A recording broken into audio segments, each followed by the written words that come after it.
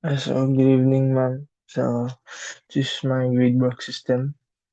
Here are the variable student in list. Ay three ka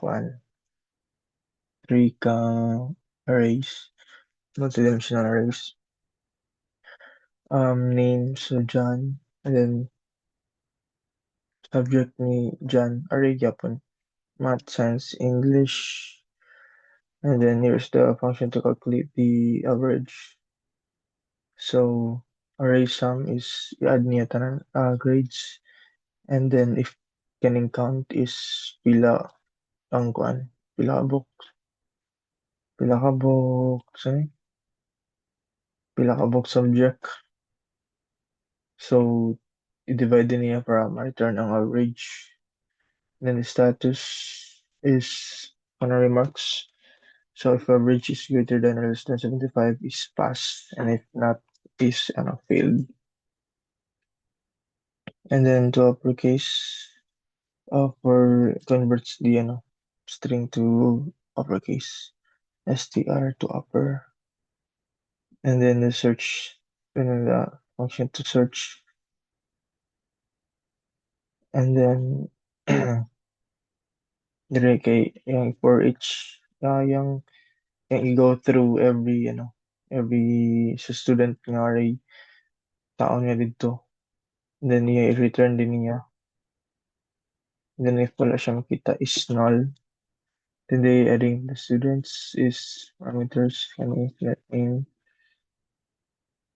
and then itawag ra ang kanong student nga kuan array, and then name and subjects input nimo, and then to get the top performer, so top student is this will dili nimo store tong top student which is wala pa, and then you have is highest average so far kay wala pa man siya nakita, so 0, and then the loop for each loop pangitaon niya dito sa each student sa kanang student nga array dito yung ipangitaon sa niya. And then this one is kanang kita ang average sa student. And then kani kay kuan compares kuan if kanang student average is greater than the current, so wala pa man. Then if na siyang kita is moto siya ang top student, and then kani siya kay kuan i-store niya ang highest average sa kanang average. So ni ang student average as the new highest average na kani. So di na siya mo zero. And then kaning stop stop na lang. Then diri din ni store tong kinsa to siya nga student, store na diri sa stop, tas top top student,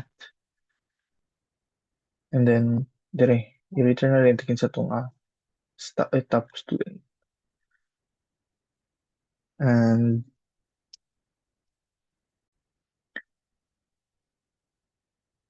And this is for sa form. So if adding a student, so ang button niya is kanang sound niya itong mga value magikan sa input ng mga form, and then tawag niya itong add student mga function para i-add siya sa student nga variable, and then dire kay searching for student, so i-read niya itong sa search name, i-read niya itong pangalan. Then if makita ang gani niya kay yang kuan din. Buta na din niya diri sa name search student.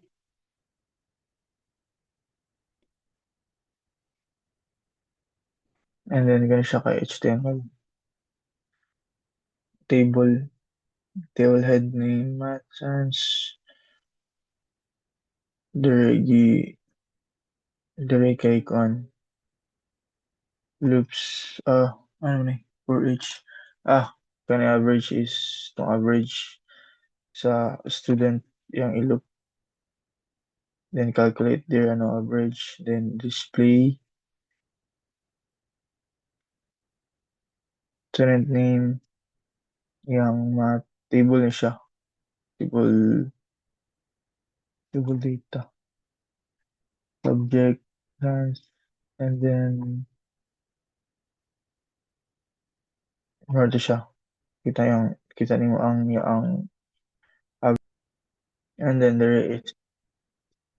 is kanang new student kanang form muna siya input forms, and then search student input form yapon, and if nakita siya is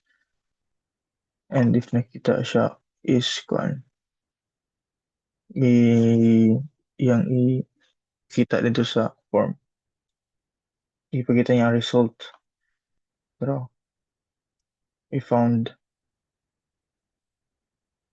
and then if dili kay mo error siya nga student not found, and then the top performer, katong top performer nga array tawag ra, and then lang, and then ang output is, wait, ano lang,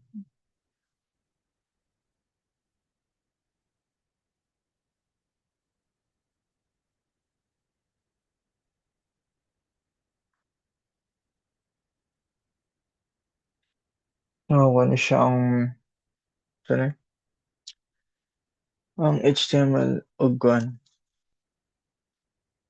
gradebook system, so man siya kung mga na-input na daan dyan, Mike, your friend to, and then average 85 pasar siya kay greater than 75 yun siya, or greater than or equal 75, kani 69 bagsak siya, so full name butang tao,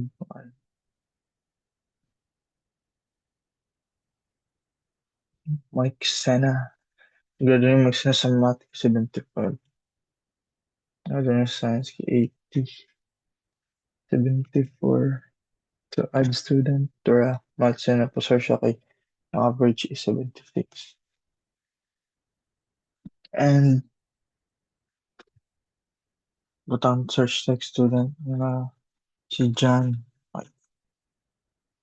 Ito nakikita din mo yung result. John Mark is 85 ang grade sa each subject. And then the top performer is, makita siya diretso, is Marie Claire, which is 90.67 average. So, Martin, thank you.